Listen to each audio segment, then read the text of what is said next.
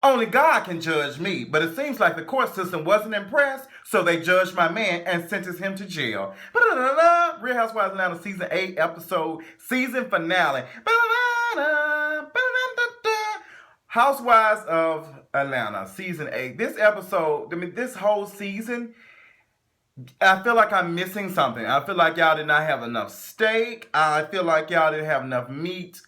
Period. This episode was just all right. I mean, not this episode, this season, the season finale. This whole season of Housewives missed it, and I don't necessarily know if it was because Nene was not on there. I just think it's a lot. It's become redundant. We have the same people, the same shit. We know the storylines. We know this, so we know what's made up. So it kind of just become, like, okay, why? But there was some funny parts here and there, so let's go and talk about them, honey. Let's start from the beginning. I actually wanted to do a Real Housewives reunion watch party. I'm still kind of interested in doing it. If you have any suggestions, of course it will be in Atlanta. If you have any suggestions, email them to me at justin@justinj1232.com. I'm not necessarily sure how I would do this. I just don't know because I expected it to be next month, and I don't know. So if you're interested in it, let me know. If you're interested in doing it, let me know, because then I would, make a decision depending on how many people want to do it to have it or not. But let's go and get into the rest of it. What else was going on? Portia goes to meet up with Phaedra, and they're talking in the kitchen, and Phaedra's sitting here cooking what I thought was some damn scrambled eggs or an omelet or something, but it ended up being sweet potatoes. So they having a conversation, and Portia just like, the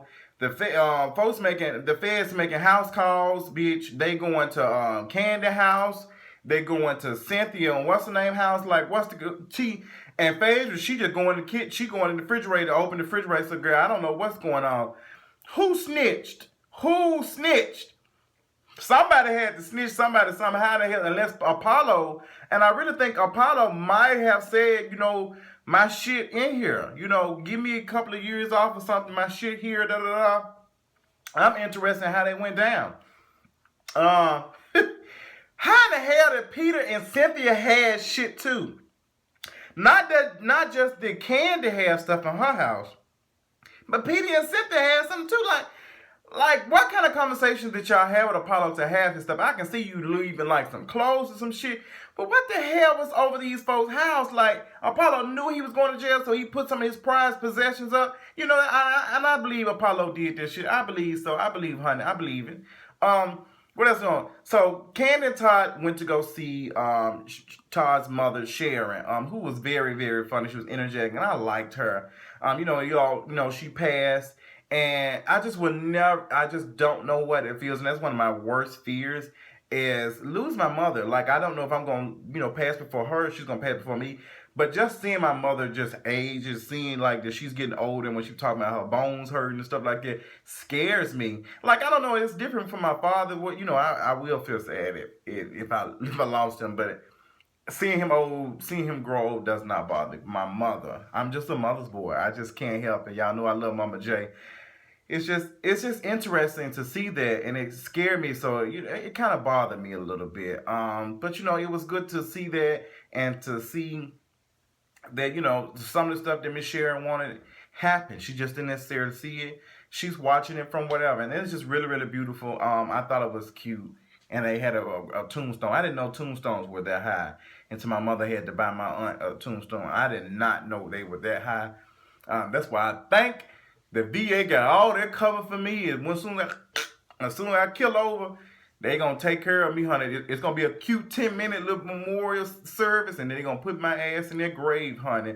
Know that. And I still have burial insurance and what's named just in case, because you just never know, honey. You can't plan shit from the grave. You can plan that shit now. So be prepared for something. Like, death is something that we don't want to talk about, but it will happen.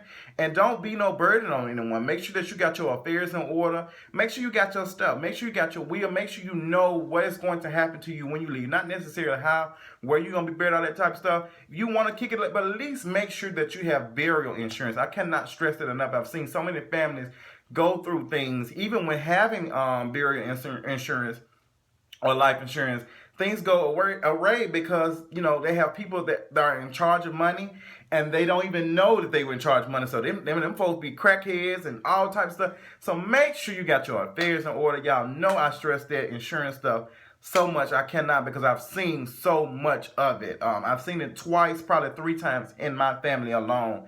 And I just, you know, it kind of just, you know, I can speak to people and tell them that, you know, it's important to have insurance. It's important to have all types of insurance: life insurance, burial insurance, car insurance, renter's insurance, all that type of shit, homeowners insurance, all that, because you just never know what will happen.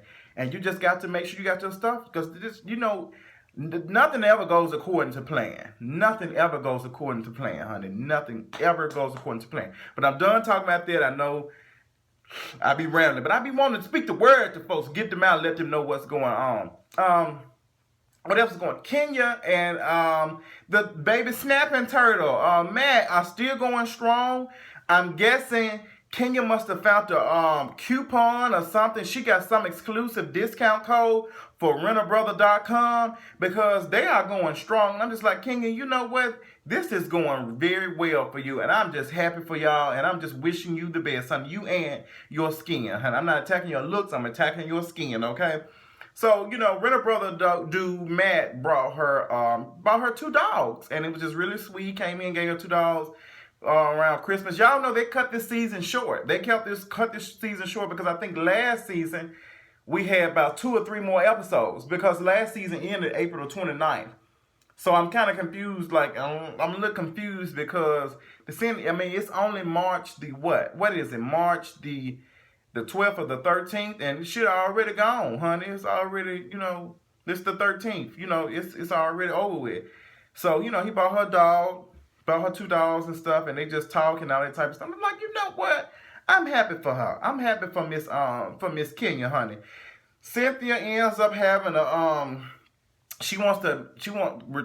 not Greg. Peter finally returned Cynthia her American Express card, and, you know, for doing so and not charging more because she already over the limit. She, you know, said, I'm gonna give you a massage. So she said, I'm gonna be the masseuse for you. She got on her white robe, and Jay's stupid ass, dumb ass on Twitter. That's my guy. that's Twitter, babe. His dumb ass gonna say that she came in there with a faded glory shirt, talking about, let me give you a massage, Peter. That shit wasn't funny to me. So she immediately made Peter take off his clothes and all that type of stuff. And Peter had a little peach boot in. He had on some American Eagle panties. Okay, he had some American Eagle bottom drawers, and he laid his ass on the masseuse table. And she just started giving, child, it reminds me of somebody sending me a video of them. They say they're masseuse, but they're here screwing folks on the masseuse table. Child, y'all watch out for these homemade masseuses, child. They be doing all type of nasty, crooked ass shit.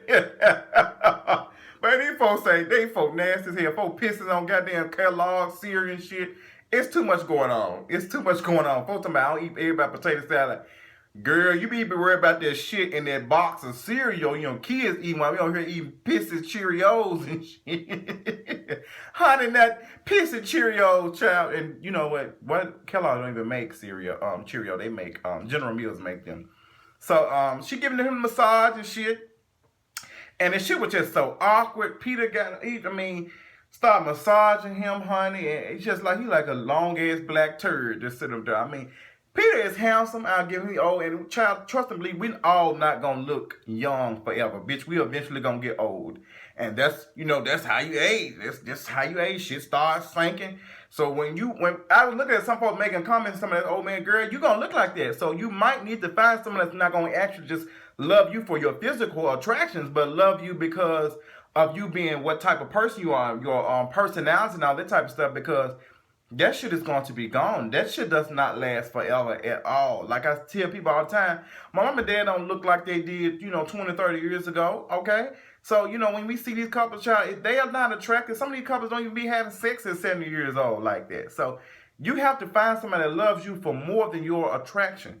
And matter of fact, that sounds like a blog post tomorrow, honey, at justinj1232.com. Honey, make sure y'all check it out in the morning, Monday morning. She coming, honey, hard.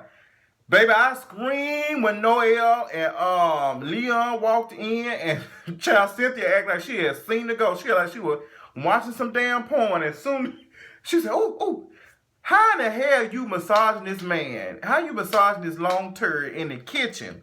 In the kitchen, the living room, wherever you was at, Cynthia, and you not know what's going on. Girl, you should have got your damn room at the Residence Inn or some shit or something. Get you something. This shit was crazy. That shit was crazy as hell. She was doing that. I didn't get that at all. That shit made no damn. I'm talking about Noelle looked like, damn, what the fuck? What y'all doing? What y'all doing? What else was that shit was fun as hell. I ain't even gonna lie.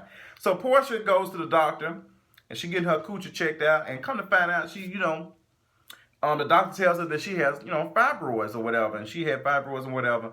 And it's just amazing how many women have had fibroids, period. Like, just women's health, very, very important. I cannot stress it enough to go get yourself checked out. Men and women, get yourself checked out because, you just need to know what's going on with your body. Yeah, I think that's one of the reasons why, African Americans are probably high on certain things as far as certain preventable diseases and stuff, because some of us just don't believe in going to the doctor. And that's mentally and physically. Go get yourself checked out. Make sure girl, you don't know if you get this body again, you turn to a butterfly or a tree.